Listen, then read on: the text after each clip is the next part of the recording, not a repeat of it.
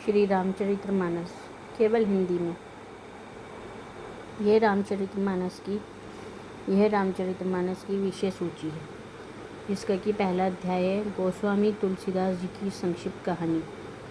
अब से मैं रोज़ एक पेज आपको पढ़कर सुनाया करूँगी। इससे आप भी रामचरितमानस सुन लेंगे और मैं भी पूरी पढ़ लूँगी। देखिए, ये श्री तुलसीदास जी महाराज हैं। इन्होंने ही रामायण लिखी थी। इनकी आज हम संक्षिप्त जीवनी पढ़ेंगे। मैं न्यूमरोलॉजिस्ट पूजा बंसल। आप मेरे चैनल को सब्सक्राइब करें, मेरे वीडियोस देखें। इसलिए नहीं कि सिर्फ इसलिए कि आप भी इस बहाने रामायण सुन लेंगे और पढ़ लेंगे। पीछे पीछे तुलसीदास जी भी वहाँ जा पहुँचे। उनकी पत्नी ने इस पर उन्हें बहुत धिक्कारा और कहा, मेरे इस हाड़ मांस के शरीर में जितनी तुम्हारी आसक्ति है, उससे आधी भी यदि भगवान में होती तो तुम्हारा बेड़ा पार हो गया होता। तुलसीदास जी को ये शब्द लग गए। वे एक क्षण भी वहाँ नहीं रुके और तुरंत वहाँ से चले गए। वहाँ से चलकर तुलसीदास जी प्रयाग आए।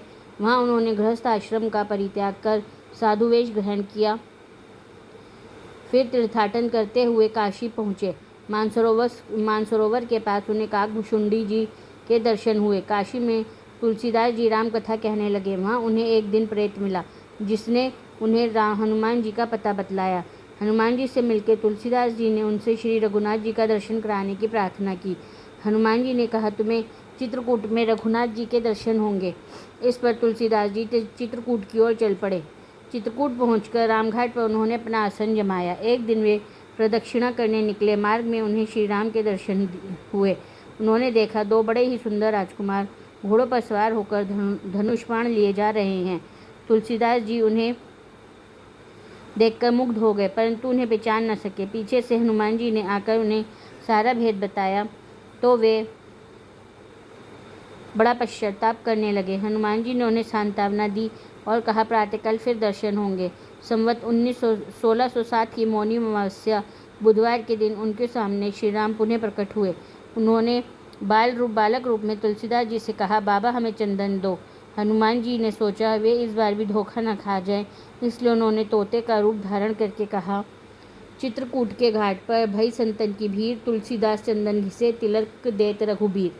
तुलसीदास जी उस अद्भुत छवि को निहारकर शरीर की सुधि भूल गए। भगवान ने अपने हाथ से चंदन लेकर अपने तथा तुलसीदास जी के मस्तक पर लगाया और अंतर्ध्यान हो गए। संवत 1628 में यह हनुमान जी की आज्ञा से अयोध्या की ओर चल पड़े। उन दिनों प्रयाग में माघ मेला था। वहाँ कुछ दिन वे ठहर गए। पर्व के 6 दिन बाद वे एक वटवृक्ष के नीचे उन्हें भरद्वाज और याज्ञवल्क्य मुनि के दर्शन हुए। वहाँ उस समय वही कथा हो रही थी जो उन्होंने सुकर क्षेत्र में अपने गुरु से सुनी थी। वहाँ से वे काशी चले गए। वहाँ प्रहलाद घाट पर एक ब्राह्मण के घर निवास किया। वहाँ उनके अंदर कवित्व शक्ति का स्फुरण हुआ और वे संस्कृत में पद्य रचना करने लगे, परंतु दिन में वे जितने पद्य रचते, रात्रि में वे सब लुप्त हो जाते। यह घटना रोज घटती। 8वें दिन तुलसीदास जी को स्वप्न हुआ। भगवान शंकर ने उन्हें आदेश दिया, तुम अपनी भाषा में काव्य रचना करो। तुलसीदास जी की नींद उचट गई। वे उठकर बैठ गए। उसी समय भगवान शिव और पार्वती उनके सामने प्रकट हुए। तुलसीदास जी ने उन्हें साष्टांग प्रणाम किया। शिव जी ने कहा, तुम अयोध्या में जाकर रहो और हिंदी में काव्य रचना करो। मेरे आशीर्वाद से तुम्हारी कविता सामवेद के समान फलवती होगी। इतना कहकर श्री गौरीशंकर अंतर्ध्यान हो गए। तुलसीदास जी उनकी आगे शिरोधार्य कर काशी से अयोध्या चले आए। संवत 1631 का प्रारंभ हुआ। उस साल रामनवमी के दिन प्रायः वैसा ही योग था जैसा त्रेता युग में राम जन्म के दिन था। उस दिन प्रातःकाल श्री तुलसीदास जी ने श्री रामचरितमानस की रचना प्रारंभ की। 2 वर्ष 7 महीने 26 दिन में ग्रंथ की समाप्ति हुई। संवत 1633 के मार्गशीर्ष शुक्ल पक्ष में राम विवाह के दिन 7 कांड पूर्ण हो गए। इसके बाद भगवान की आज्ञा से तुलसीदास जी काशी चले आए। वहाँ उन्होंने भगवान विश्वनाथ और माता अन्नपूर्णा को श्री रामचरितमानस सुनाया। रात को पुस्तक श्री विश्वनाथ जी के मंदिर में रख दी गई। सवेरे जब पट खोला गया तो उस पर लिखा पाया गया, सत्यम शिवम सुंदरम, और नीचे भगवान शंकर सही थी। उस समय उपस्थित लोगों ने सत्यम शिवम सुंदरम की आवाज़ भी कानों से सुनी। इधर पंडितों ने जब यह सुना तो उनके मन में ईर्ष्या प्रकट हुई। वे दल बांधकर तुलसीदास जी की निंदा करने लगे और उस पुस्तक को भी नष्ट कर देने का प्रयत्न करने लगे। उन्होंने पुस्तक चुराने के लिए 2 चोर भेजे तो चोरों ने जाकर देखा तुलसीदास जी की कुटी के आसपास 2 वीर धनुष बाण लिए पहरा दे रहे थे। वे बड़े ही सुंदर श्याम और गौण वर्ण के थे। उनके दर्शन से चोरों की बुद्धि शुद्ध हो गई। उन्होंने उसी समय से चोरी करना छोड़ दिया और भजन में लग गए। तुलसीदास जी ने अपने लिए भगवान को कष्ट हुआ जानकर कुटी का सारा सामान लुटा दिया। पुस्तक अपने मित्र टोडरमल के यहाँ रख दी। इसके बाद उन्होंने एक दूसरी प्रति लिखी। उसी के आधार पर दूसरी प्रतिलिपियाँ तैयार की जाने लगी। पुस्तक का प्रचार दिनों दिन बढ़ने लगा। इधर पंडितों ने कोई और उपाय न देखकर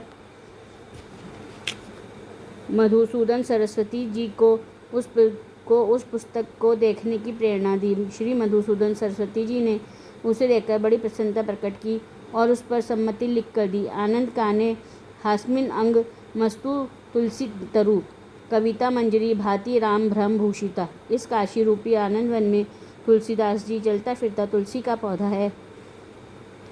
उनकी कविता रूपी मंजरी बड़ी ही सुंदर है, जिस पर श्री राम रूपी भंवरा सदा मंडराया करता है। पंडितों को इस पर भी संतोष नहीं हुआ। तब पुस्तक की परीक्षा का एक और उपाय सोचा गया। भगवान विश्वनाथ के सामने सबसे ऊपर वेद और उसके नीचे शास्त्र, शास्त्रों के नीचे पुराण और सबसे नीचे रामचरितमानस रख दिया गया। मंदिर बंद कर दिया।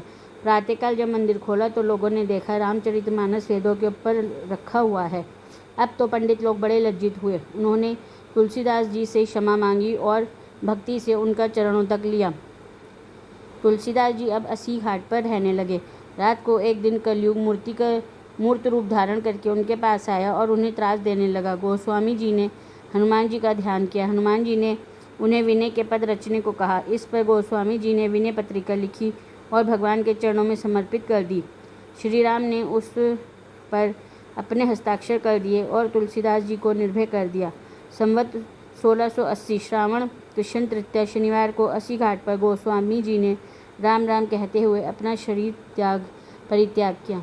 इति तुलसीदास कथा समाप्त। तो फ्रेंड्स, आज ये हमने पहला अध्याय क्या तुलसीदास जी की महिमा पढ़ी है। ये कल हम रामशलाका पढ़ेंगे। देखिए, मैं आपको बताऊंगी कि रामशलाका को यूज़ कैसे करते हैं। इससे आप अपने जीवन के कठिन से कठिन प्रश्नों के उत्तर पा सकते हैं। चलिए, इसको हो सके तो सुनिए और मेरे चैनल को सब्सक्राइब ज़रूर करें। Thank you friends.